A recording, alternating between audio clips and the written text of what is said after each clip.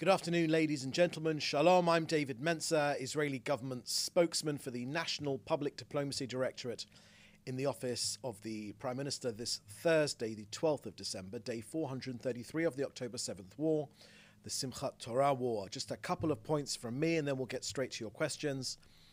My friends, as usual, please put your questions in the chat and we'll get to each one of them together with your news outlet. First, on last night's terror attack on a bus not far from Bethlehem on its way to Jerusalem. It was a passenger bus with families on board.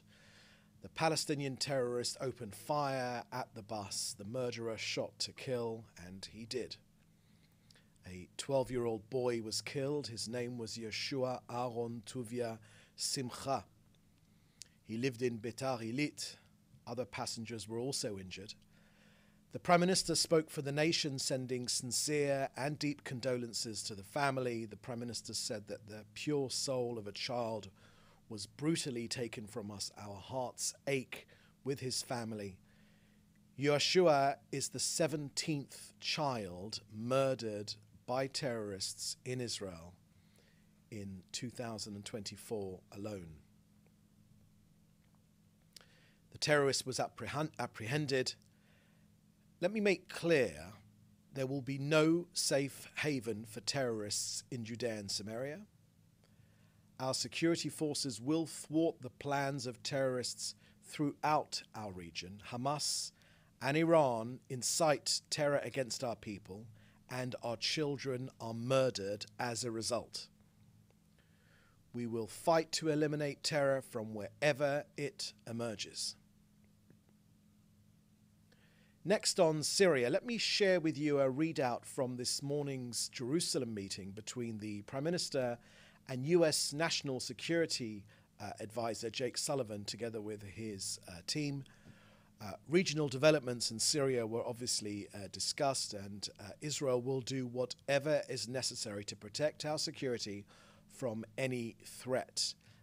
That was the reason the government mandated our security forces to temporarily take control of the buffer zone between Israel and Syria until an effective force is established to enforce the 1974 Separation of Forces Agreement. The Prime Minister raised the vital need to assist minorities in Syria, and prevent terrorist activity from Syrian territory against Israel. Separate from that meeting, Israel has also clarified that in the light of violations of the disengagement agreement between Israel and Syria from May 1974, and with the entry of armed militants into the buffer zone in breach of the agreement, and attacks on UNDOF, the UN force of UNDOF positions in the area, Israeli action was required. So for defensive reasons, due to the imminent threat by these jihadist groups operating near the border, and in order to prevent a scenario similar to October the 7th in this area, Israel entered the buffer zone. As we have said before, we reiterate, this is a limited and a temporary operation. Next, let me share with you that an interceptor was fired towards a UAV in the area of Eilat. The UAV was likely launched from Yemen and approached Israeli territory. The UAV did not actually cross into Israel and no injuries were reported. But the Houthis will find out, as Hezbollah did in Lebanon, that Israel's patience is not inexhaustible.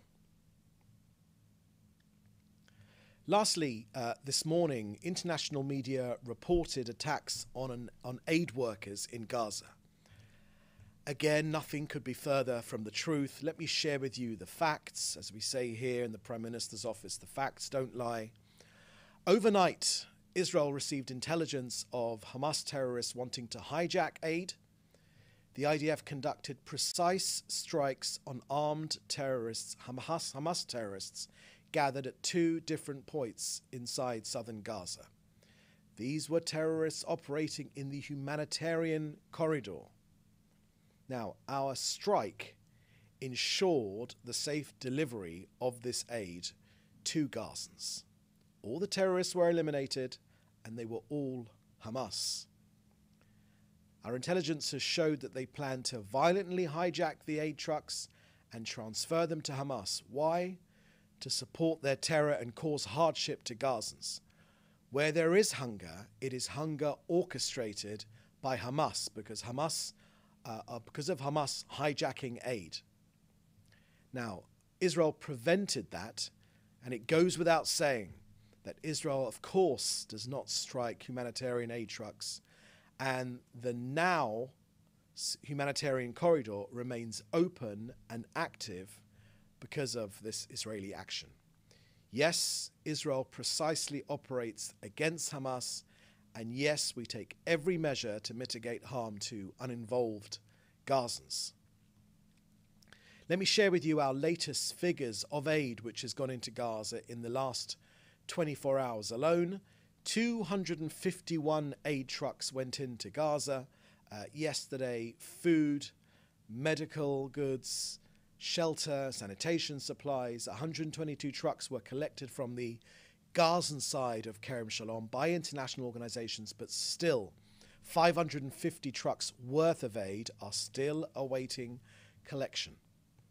And a convoy of 34 trucks entered Gaza directly through Gate 96, as did 6 tankers of cooking gas for essential infrastructure and 1 tanker of fuel which went into northern Gaza for refueling their essential infrastructure.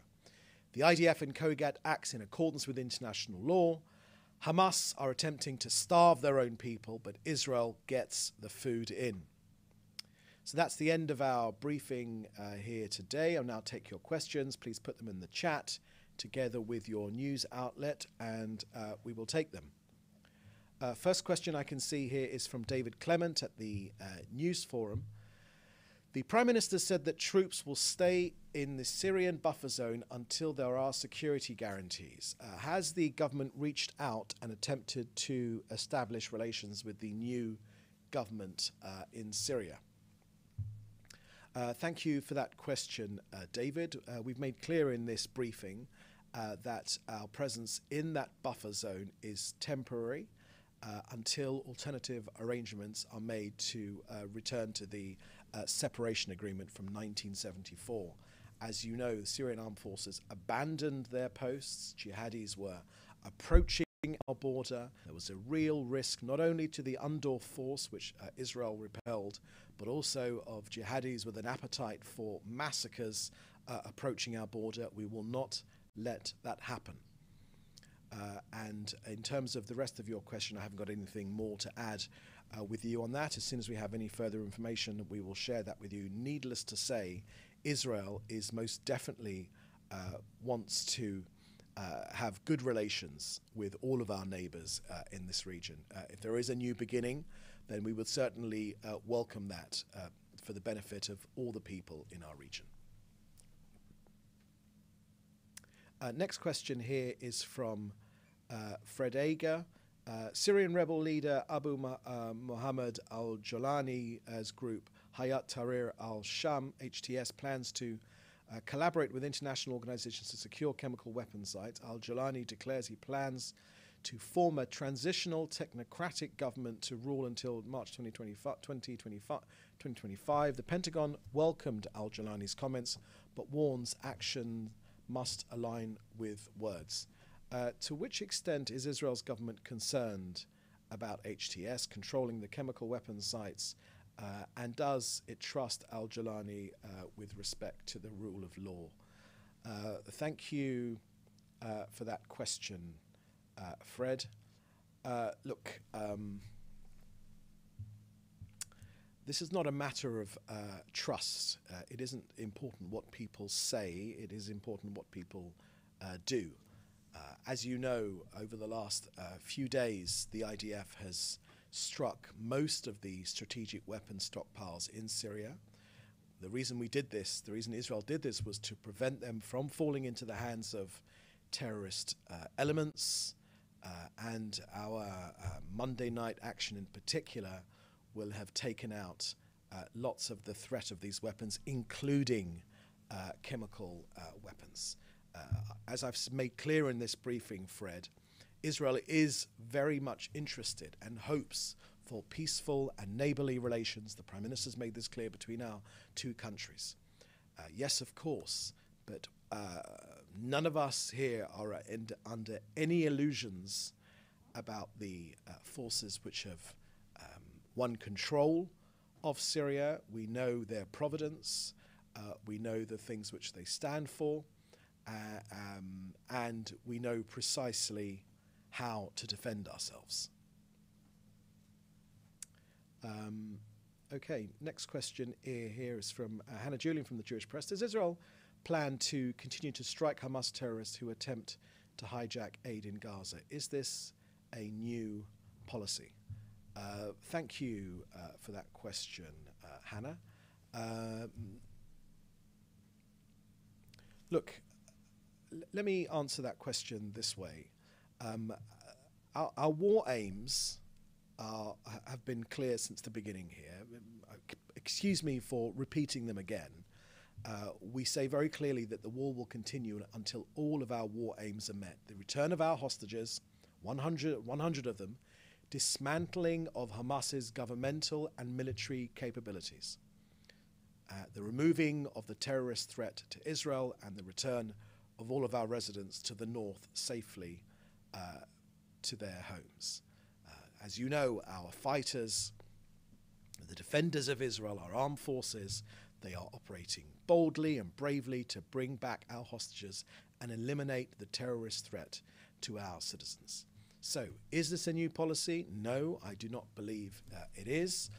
Within those war aims, it clearly says that Hamas will no longer be in charge. There is no scenario where Hamas remain in charge in Gaza. No scenario whatsoever. Hamas are trying to provoke a famine. They are trying to provoke hunger. Where there is hunger in Gaza, it is hunger orchestrated by Hamas. Where we have intelligence of Hamas stealing aid and their plans to steal aid, Israel will act. From the very beginning of this conflict, President Biden said that the aid would stop if Hamas hijack the aid. Where there is intelligence of Hamas's intent to steal the aid, Israel will act. Next question. Okay. Can you just scroll up? Are there any more questions? Okay. Fine. That seems to be the last question for today. So thank you for joining us. In the meantime, you can get in touch in the usual way, but please do stay safe, and we'll see you next time. Thank you. Bye-bye.